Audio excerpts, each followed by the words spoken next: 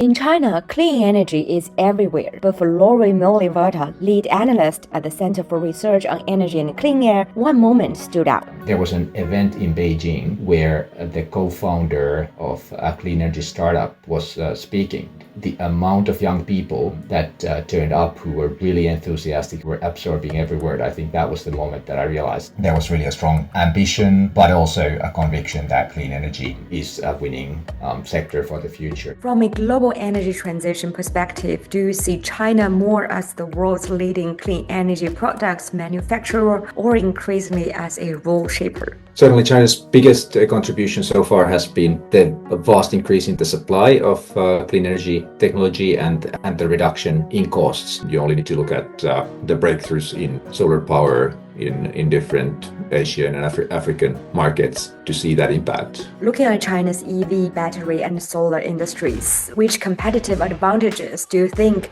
are the hardest for other economies to replicate in the short term? China's developed a very strong integrated industrial ecosystem, and with a collaboration between local governments and private enterprises and state-owned enterprises that has produced incredibly competitive supply. I think it's entirely possible for other countries and economies to build supply chains in a similar way if they want to. It just takes time and consistent investment. India has built a solar supply chain in the past few years that has now just started to supply more solar panels to the domestic market. The EU has just introduced an industrial acceleration act.